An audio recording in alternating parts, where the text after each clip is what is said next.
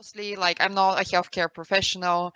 Like, this is the usual disclaimer. If you do need talk or help or support, like, definitely reach out, talk to someone, talk to the admins, feel free to drop me a message.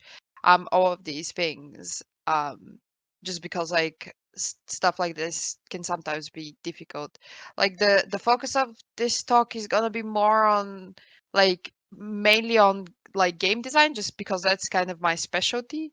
But there is also like general approaches and other things that I think have worked quite well in the past or have worked really poorly in the past, and I'm gonna discuss those. A little bit about me. I'm a creative director at Perpetual Games. We are working on our first game, which is an open world first person RPG. It's gonna be absolutely awesome. It's called Elegos. I give us a follow on Twitter, Elegos Game. Support your local indie. We're like a local brewery, but better. Not really, but yeah. So first and foremost, very well known Freud. Freud, by the way, in psychology, like in the psychological and psychoanalytical areas, is no longer considered relevant. So just a general word of notice, like I always recommend do your research a little bit deeper than Freud, because like a lot of his theories and ideas have been long discredited now. He's very important in a way that like he started the conversation about like mental health and so on, like in modern times. But there is like a lot of other better sources. And the other thing is like reach out to professionals as well. Like there is a lot of academics as well that will be keen to talk to you just for general advice and not always ask you for money. So that like find someone's paper, read the paper, and then contact these people. You'd be surprised how keen they are to talk about these things. um, my my experience with mental health starts with my mother. My mother is a psychoanalyst. She does not know about this talk because I was not prepared for that conversation with her. Um, but I've been quite a lot about around these things, and like I've seen when mental health does well, how well it can go, and then when mental health is neglected, how bad it can go. So there is also this inspiration behind the talk. Um, so first, I'm gonna talk about the good side of and the good representation that's been done.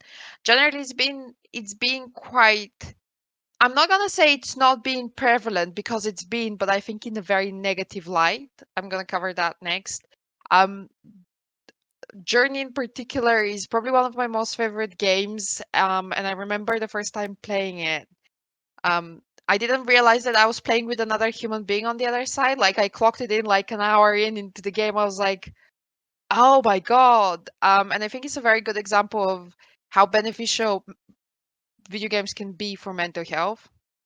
And especially like with lockdown, we've seen a lot of people turning to games to help them cope with, you know, isolation and anxiety and a lot of other difficult feelings throughout the last year. So the reason why I'm saying that is sometimes you might be making a game that's not with a mental health focus, but still be doing good for people's mental health. So don't give up just because you're not particularly representing a particular mental health illness. There is good that comes from games.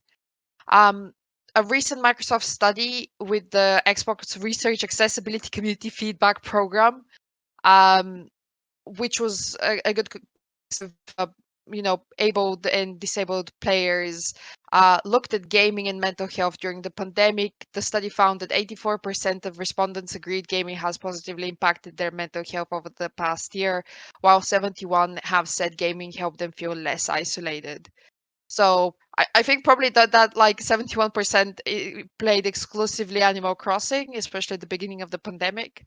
Um, but again, you're seeing that there is this positive impact, and especially with like so many years having spent listening to media saying that you know video games do bad to brain. That's not necessarily the case. So the first good one is like the one that like everyone talks about, Hellblade. um and the main character who struggles with psychosis. So one of the main thing that it did right was the amount of research. There is obviously it's not perfect in any way, shape, or form, and there is like a lot of criticism to be said about that game. But the thing that it did really, really right is the amount of research the developers went into. You know, they spoke to specialists, they spoke to people living with these conditions, um, and they genuinely try to do justice to what they were representing and showing. And the other thing is like it's one of the very few big titles that are representing mental health in a positive light. Um, Also, when you start up the game, there is like a screen that you know cautions the players who have had similar experiences to take care when playing. There is also they also set up a website with information on helplines. They were aware that what they were dealing with was a sensitive subject, but they weren't put off from doing it because that's usually when you're talking about representing mental illness in this case. Um, People can be very cautious and afraid, and that oftentimes can put them off from doing that. Um, so I think overall, like I'm not gonna spend too much time talking about it because I think there is like a lot of articles and research and that have spoken about how this game has handled things. There is obviously a little bit of criticism, which is every mental health experience is very different, and you know, like it's very difficult showing that nuance. So always keep that in mind. I think it's a general good advice. But overall, yeah, it's the poster child of representing mental illness. Um, Next, I'm actually going to talk about Celeste. Um, and that's a very interesting one because as Madeline climbs, Celeste Mountain manifests her mental illness into a physical form. Madeline's anxiety and depression are transformed into a physical ghostly shadow of her own form that serves as the primary enemy of the game. This shadow Madeline taunts you as you traverse the various levels of the mountain climbing. She's condescending and self-defeating, nagging you with lines like, "You are many things, darling, but you're not a mountain climber." Though she's mortally threatening, this emotional manipulation is far more damaging than the physical damage that she deals. Um, Now, the interesting thing with Celeste in particular is the developer again didn't set out to be like, I'm gonna make a game about dealing with anxiety and depression. So they didn't go to crazy amounts, they didn't do research, they didn't contact things. And it's a very good example of actually our subconscious manifesting in the work that we're doing. And you know, essentially recognizing that stuff that we are all going through in one way or another and representing it in the game. And it's very interesting reading how the people who played the game started identifying these things. There's even stories of people who played for the game and realized that they might have a problem that they need to deal with or talk to a specialist and so on. And I think it's such a brilliant example of like sometimes trusting your gut feeling when doing these things, and you know, being gentle and considerate, and still creating like a really great game. um you know, especially the bit where you ultimately crest the mountain by realizing that mental illness isn't something you can, you know, beat into submission. You know, Madeline learns that hating her anxiety and depression only exacerbates its effects. And, you know, by accepting every facet of her personality and learning to be kinder to herself, Madeline finally manages to climb the mountain. And that is, by the way, very similar to how therapy works in general. Like obviously there are many different kinds of therapy and they work very differently to for many people, but a lot of it is fundamentally comes back to accepting yourself not only from the good sides but also the bad sides. And Celeste is like one of those games recently that has brilliantly represented that. So I think it's absolutely a beautiful game and very difficult again. I think pleasantly reflecting of the therapeutic process itself. Um, and then finally, from the good ones, I thought Psychonauts, it's such a great example again, because it talks about a boy who projects himself into other people's mental worlds and help them fight their demons, right? So people are not presented as the sum of their mental conditions, but as full individuals where they have, um, you know, their brains is just one part of them, you know. The game actually has some really nuanced and creative ways of interpreting mental illness and turning them into something visual, something accessible, something visceral and relatable. So, like, none of the people in and around the asylum, for example, whose minds you enter are demonized. And this is very, very important. They're just people, people who need help, which the dysfunctional twisted system they're in. And here, by the way, it's important to note that the villain is in charge of the asylum at this point, and he's not providing these things. But again, importantly, mental health facilities and caretakers overall are not demonized. There is a very nice orderly, for example. So one of the particularly interesting cases from Psychonauts for me was the man who has OCD but also has anger issues, and his mental world is a black velvet painting landscape dripping with neon colors and rich symbolism. And then you have to figure out what sets off his anger, how he deals with it in order to win in his mental world, right? Also, there is a woman who has a bipolar disorder but also has a really harsh inner critic and issues with her family, and you have to deal with all of those, at once, to help her. There is a guy who used to be orderly at the asylum, but who reached out to a patient by playing board games with him, until the orderly was overwhelmed by an inferiority complex inspired by being related to Napoleon Bonaparte. So again, all of this is playful. It's a very interesting interpretation of these different conditions. But again, the very, very important point is, like, they're not vilified, they're not being bad for being this way. There is this understanding that you are dealing with an illness just like you're dealing with a broken leg, just like you're dealing with flu, just like you're dealing with cancer. It is an illness and needs to be looked at that way, rather than, this is who this person is. So, on to the bad ones. I found some very interesting imagery, especially for mobile games, and mental illness. So, um, in regards to creating troubled characters, and this is like, talking about what Psychonauts did and what other games have done. Developers sometimes seem to simply slap on a label of mental illness or two and give their characters the representative symptoms, and they feel that that is enough to progress the plot. For example, PTSD, classic every war game ever with accompanying amnesia or blackouts, very, very common one. There is Ethan in Heavy Rain who blacks out occasionally due to trauma. James in Silent Hill 2 who has suppressed memories. Alex in Silent Hill Homecoming who had both blackouts and suppressed memories. So it's a bit of a trope and it's a little bit of a cliche. Nothing is wrong with these portrayals except for the fact that they massively oversimplify PTSD.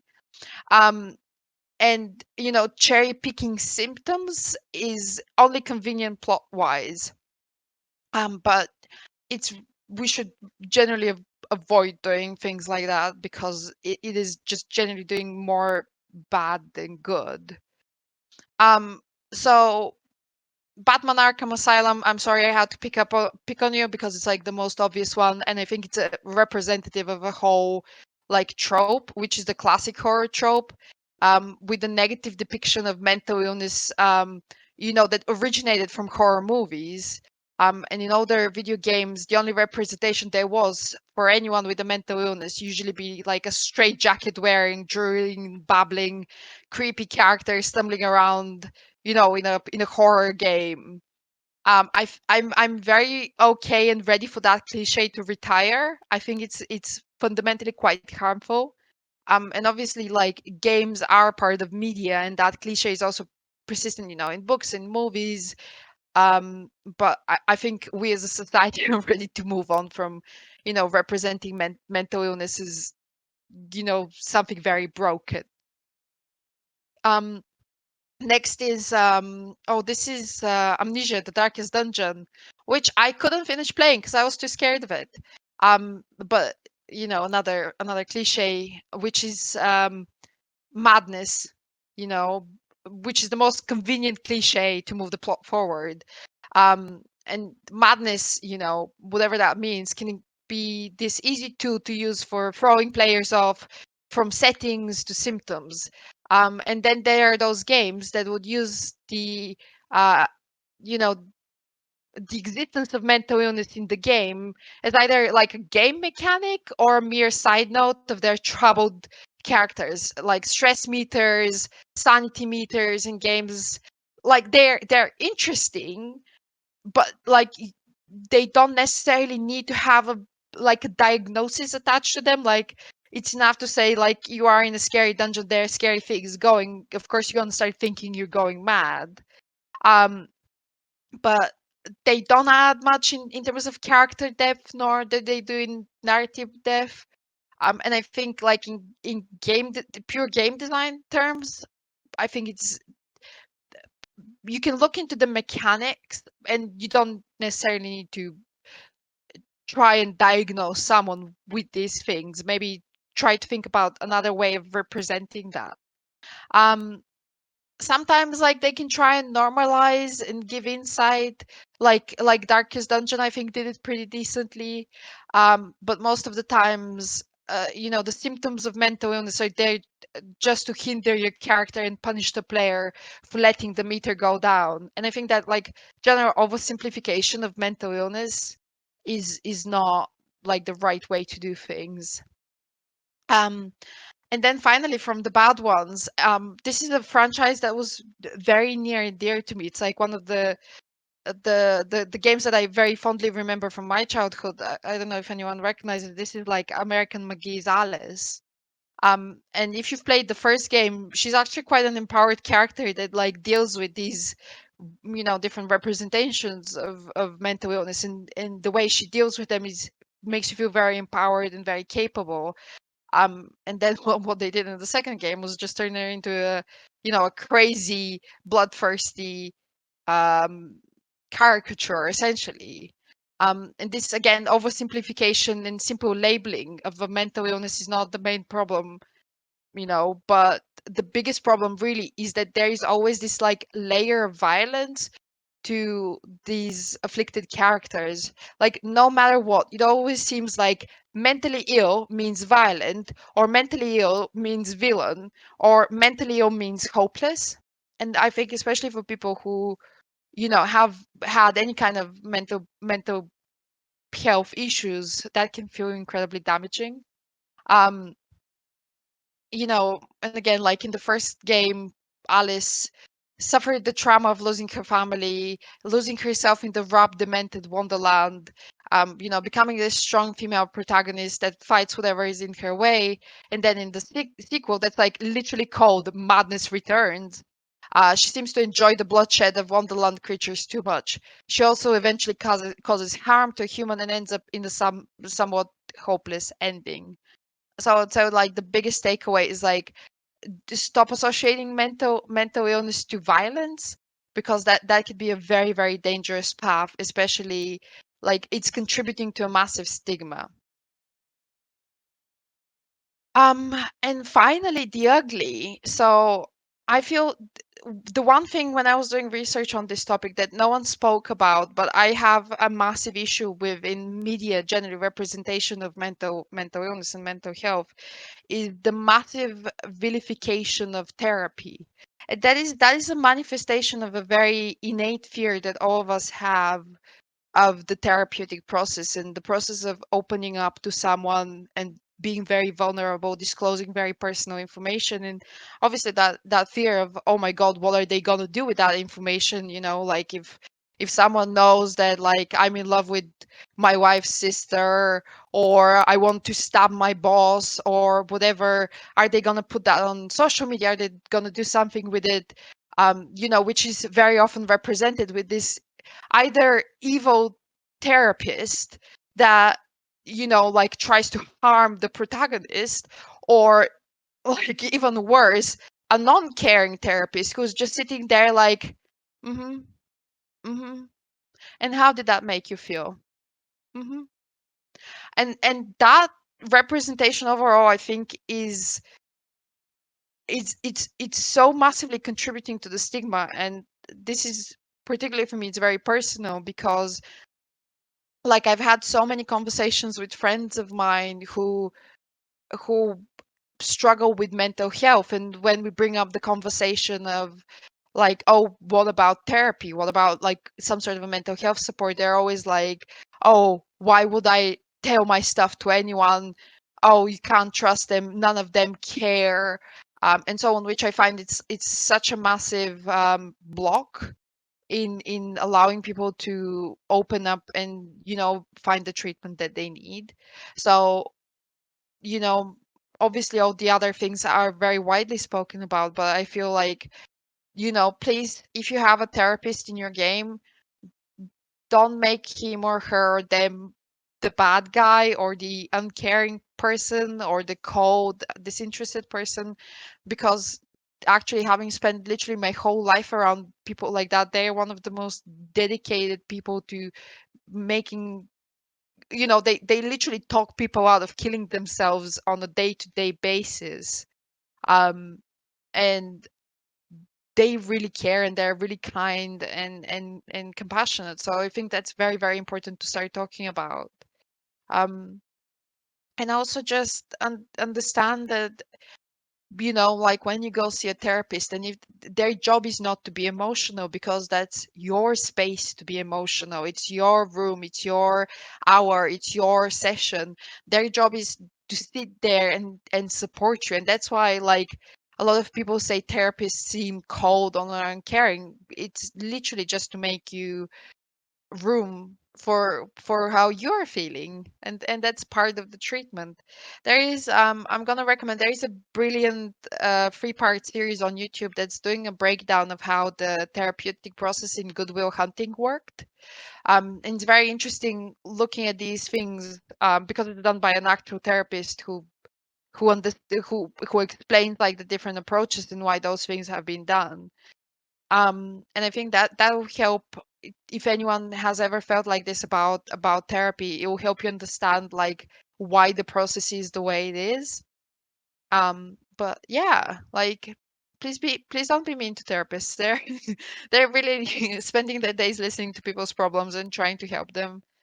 um so yeah, finally, um yeah, that's kind of like my conclusion. Like, mental illness is not a plot twist, trauma is not a plot point, mentally ill people are not bad or bloodthirsty or angry.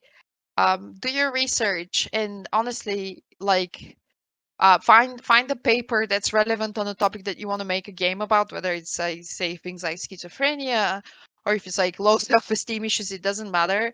Like, the best thing you can do is find a paper, like an academic paper, and start emailing the people who wrote the paper, even if the paper is not free access, because most academics don't get actual money from this JSTOR and whatever.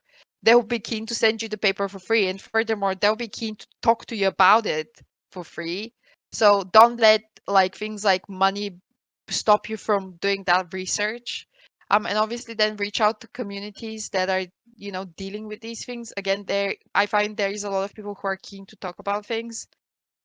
Um, and if you do talk about mental illness, be kind. That's usually the best advice I can think of, but that applies to life in general. Um, and yeah, that's it. I also run a thing called Pixel. It's a resource for all things diversity inclusion in games in particular. We have a section on mental health, and I try to update it as often as I can. So it's a good starting point. Maybe that's something, if you're interested in making a game, you can have a look at. And I'm also on Twitter in case you have any questions or like anything that you're not comfortable talking about in front of other people or in public places. Feel free to drop me a message and I'll be happy to chat. Like, obviously I'm not a therapist, so I can't provide these kind of services, but I'm happy to point you towards the right people and right options and all that kind of stuff, in the spirit of Mental Health Awareness Week month. Yeah, that's it. Anyone have any questions? Excellent. Well, for if people do have questions, just we'll give a virtual round of applause through our mic where possible. Thank you very much for that. It was super interesting, and I felt very called out with the whole Animal Crossing thing, but we'll glaze over that. Honestly, I think it did so much good at the beginning of the pandemic for us not to go absolutely crazy because if you look at it, and we're not done yet, but it's one of the things that helped us cope with the trauma of everything that was happening. I think, yeah, like it sounds odd saying it came out at the perfect time, but obviously for the perfect time that was, what the world was, what we were all kind of going through. So yeah, I know we had a lot of people in this Discord, especially, just obviously playing through it and on a daily basis. I But yeah, remember just walking around the islands, traveling to other islands just to fish. That was my favorite thing to do in Animal Crossing.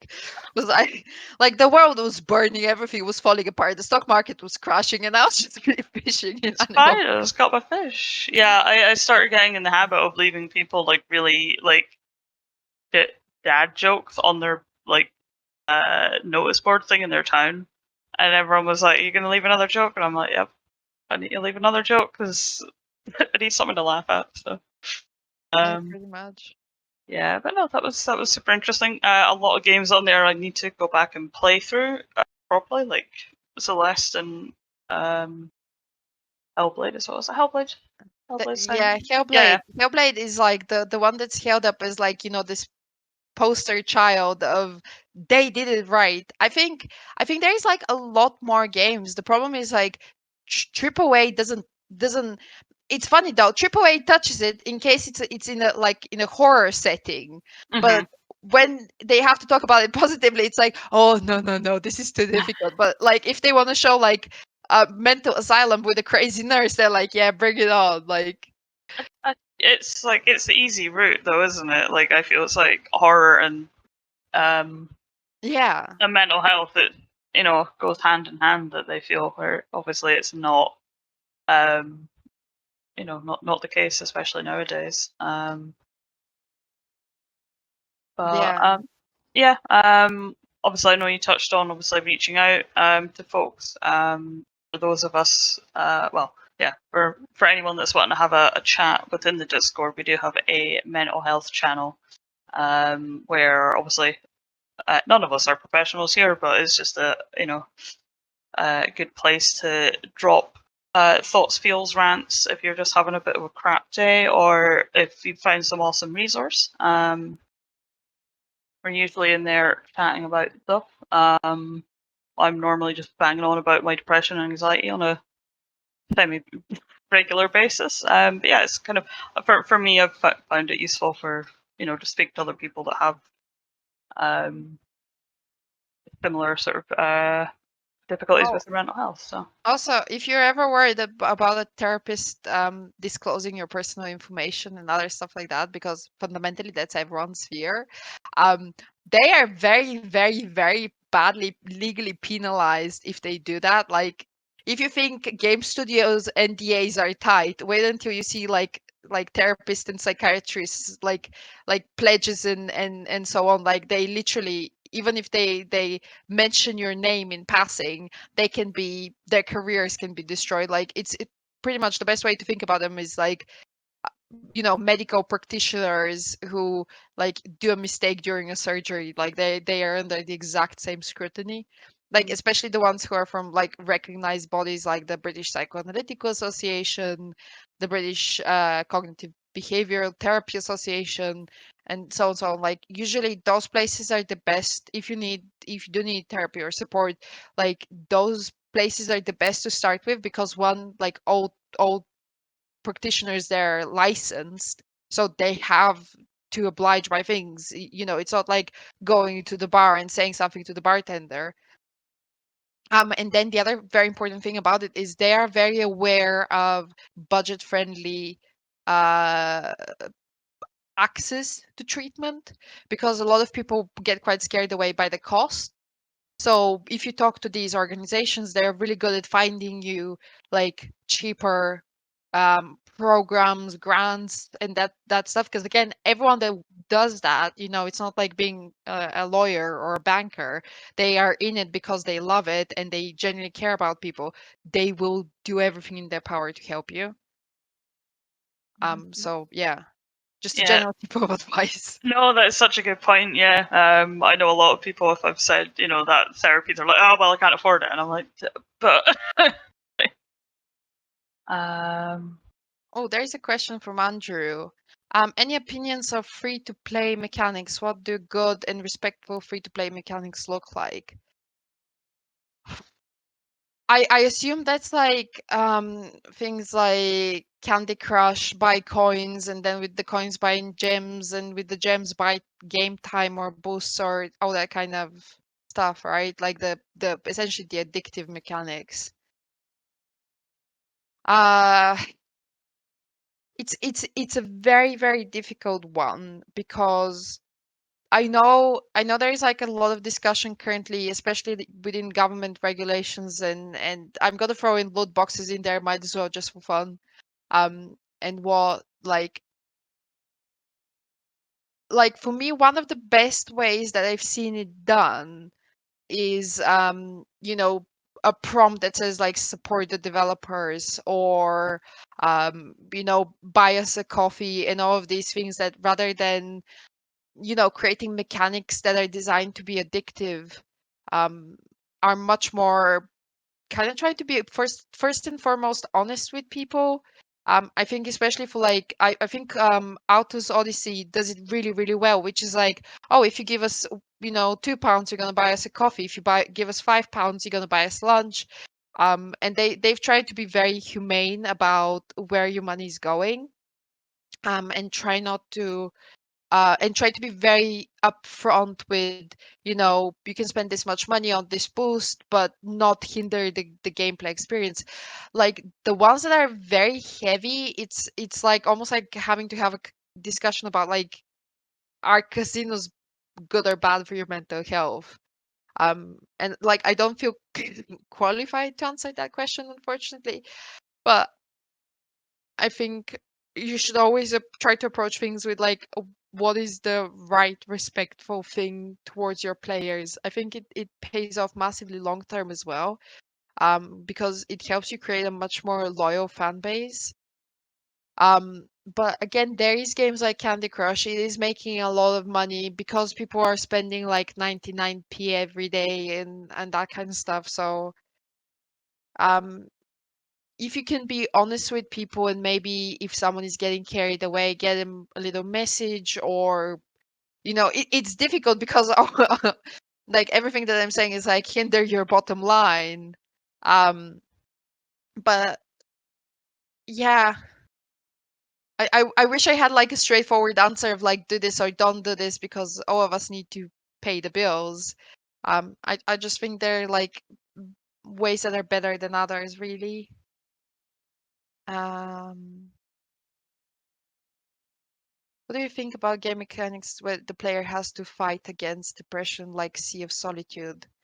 I haven't played Sea of Solitude, so I might struggle to answer that question. Maybe you can tell me a little bit more. Is depression like um is it just like you have to physically overwhelm depression, or is there something more elaborate to it?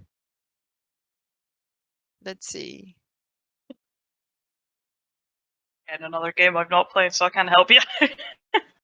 Yeah, I mean, generally as a rule of thumb, if it's just about physically overwhelming mental illness, it's not great, just because it goes back to the point of like reinforcing violence. And if it's something similar to what Celeste did, which is a little bit more like self-reflecting and a little bit more understanding of, again, like taking depression as an example, and the regular symptoms of depression is like understanding how depression works for each and every person is very important to actually dealing with depression, because obviously there is like the chemical side of things where the chemicals in your brain are not right, and that is biology, and that is treated with the appropriate medication. There is also the side of depression, which is trauma. And once you start understanding and managing your own trauma, that's when depression starts improving. So it could be like childhood trauma. You might have gotten bullied, your parents might have gotten a very difficult divorce, and so on. But again, like understanding these things, accepting these things, allowing yourself to move on, rather than trying to not have depression today because you're determined not to have depression today, which is, the real world equivalent of beating it up, is not it doesn't work for everyone. Like, at least in my experience and my observation, like I know a person or two who have like willed their way through mental illness, but I don't think it's what most people manage to do. I think most people actually need to unpack quite a lot of trauma and fundamentally learn how to be kind and patient with themselves, really. I know this is sounding like very much kumbaya circle, and I'm not giving you better combat mechanics against mental illness, but Oh, yeah, I was gonna say it's a valid point. Like I'm the same. I have tried to do the brute force technique of get all my things. Obviously, that kind of hindered us more than anything. So, yeah, if um, anyone has dealt with depression, they know how much that can backfire as well. yeah, yeah. So yeah, it's like as I was gonna say, it's kind of like kind of beating it with kindness almost. And the fact that, as you said, you're gonna need to be kind to yourself, and some days are gonna look better, some days aren't, Mm. and that's totally okay. So, um, Dan has said, I know myself suffering with bipolar. I avoid anything to do with gambling. However, in games, it's a lot more subtle, and I find myself spending money without realizing. mhm. Yes, that is not cool, unfortunately, especially so I have a friend who has bipolar, and my knowledge and my understanding is anecdotal, not professional. Um, and I remember when he decided to get ad blocker, and disable websites like Amazon and so on, and he does that whenever he notices that he's having a manic episode, because not it's not only games, it's um shopping websites, it's banner ads. Like, unfortunately, the way the algorithms work at the moment, especially in terms of bipolar, is funny enough, shopping algorithms are very good at predicting bipolar episodes because they notice the patterns of behavior that you do online, and they're quite good at predicting when a bipolar episode is going to happen. um so like like the best advice is, I think, what my friend is doing by disabling everything whenever he notices he's having an episode, even if it's like things as simple as playing his PlayStation unplugged from the internet, just so even if he tries to buy something, he can't. um and yeah, I think it's especially in like pushing people to spend money when they're dealing with mental illness. And the whole joke about shopping therapy is actually a very real thing that a lot of people are doing to try and manage mental illness. I think it's a very fair conversation, and like maybe there is someone who understands enough technology out there to do like, I don't know, like an ad blocker but for like manic episodes and that kind of stuff. That would be absolutely amazing, and it affects everything, like games, it affects like any kind of online shopping. And um yeah, it's really really difficult. I genuinely appreciate like how difficult it can be. um and just yeah, do what you need to do on the good days so you're prepared for the bad days. And yeah, I think us as an industry, we always have to kind of like keep the conversation going and be open about these things, because like I know a lot of those developers, on shopping websites and so, like no one is setting out to take advantage of people with mental illness. They just don't realize that that's the case. So keep the conversation going and it will make a difference. I absolutely promise you. Like, whenever you think about like the evil things big tech companies are doing, Like remind yourself that like they are people just like you and me, and they're just making mistakes because they're not aware that something is an issue, much more than like, oh, we're gonna be evil and now take advantage and so on. So like tweet at them. I think now is a good time. Send them emails. Obviously never harass them. Please never ever harass anyone. Um, but yeah, let them know that that's the case, and I think it could be very useful. Um, Lynn, it's a video game. Oh yeah, Sea of Solitude, video game where monsters on Sea of Solitude represent bad feelings like anger, sadness, etc. The character is also a monster, and the goal is to develop skills to recover from these feelings. Right. So again, I'm really sorry to rain on the beating up mental illness parade, because I think it's such a Mm, normal desire for mm, all of us to be able to mm, just beat it up and like strong arm it and so on.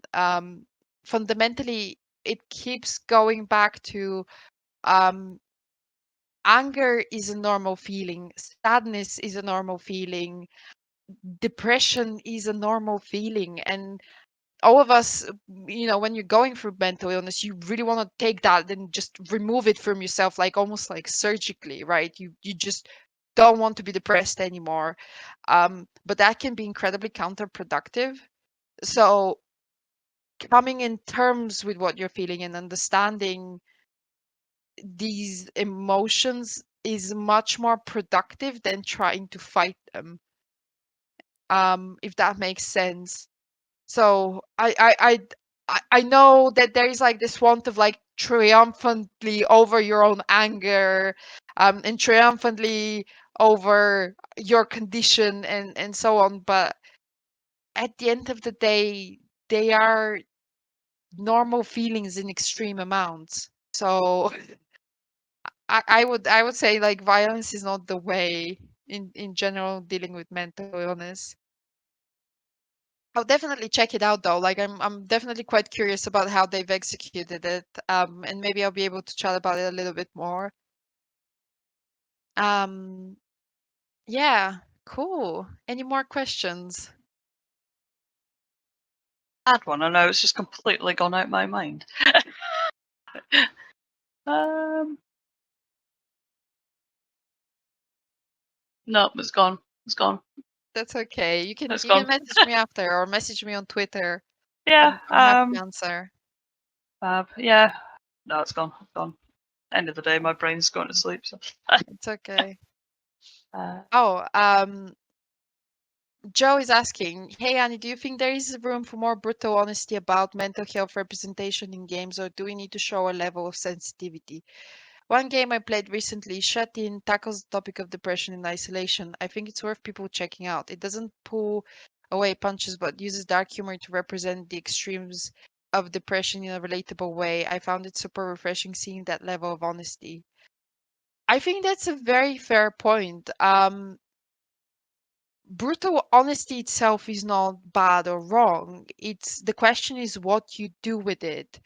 Because going back to earlier, um, it's not wrong to talk about these things. It's how you talk about them. So like if you have a brilliant representation of depression, and it's a motivation in some way for a villain, like show that nuance, show that like it's one of the things that this villain is, rather than he is depresso, like the one that brings down the mood.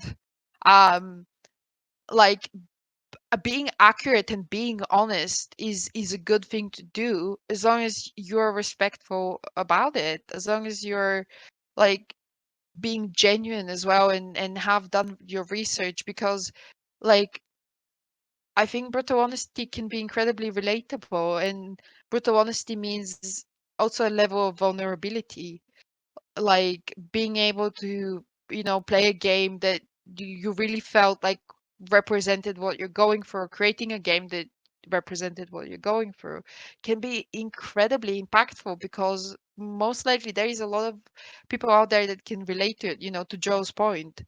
um in terms of like the level of sensitivity, again, it comes back to what you do with it. So, you know, I think one of the biggest, most difficult things to tackle is suicide, and yet we see it a lot, especially in movies. Um, and you get that like little warning label at the beginning of a film or an episode, which is like this episode represents, you know, scenes of suicide and so on. That is not enough. Like you need to do the legwork in how you represent this from beginning to end to be accurate and to be honest. Um, and then in terms of sensitivity, the best thing you can do is to be as honest as you can with people as soon as you can, because there is this balance of obviously you don't want to give away, you know, the main whatever, you know, plot point. But again, like mental illness is not a plot device and trauma is not a plot point. Don't treat it that way, and then you'll be absolutely okay. I hope. Again, talk to a specialist. I'm not a specialist. I think as well, just to add to that, like if someone has not experienced themselves with anything mental health related, or knows kind of by proxy through friends or families, like I know myself playing other games where it's dealing with different matters not related to mental health, but um, and just by having that true honesty, it's been great to kind of get a better insight into what people are going through. I know myself, I use a hell of a lot of weird kind of examples and analogies to try and describe how I'm feeling, or what depression feels like, how anxiety feels like, just to kind of make it a bit more accessible to people. But I think with that brutal honesty in a game, then as you rightfully said, yes, it needs to be handled with care and obviously ensure that players are aware of what they're getting themselves in for. Yeah, Um, but yeah, I think this would be great for other people if they're like, hey, I want to know a little bit more about or understand better about depression, yeah. anxiety, PTSD, whatever. And again, like the best way to think about it is don't take away from this that I've told you, like don't do characters with mental health that do combat, for example, but instead do your due diligence to show it honestly. Like I would be very curious to see, say, for example, a gameplay mechanic where you're playing a strong warrior who defeats everything in their way, but like one morning they wake up and they can't get out of bed. I think that's a, I'm very interested in how that could work as a gameplay mechanic. Like, okay, like today we're gonna take a shower, brush our teeth, clean all the blood from our sword, make a cup of tea.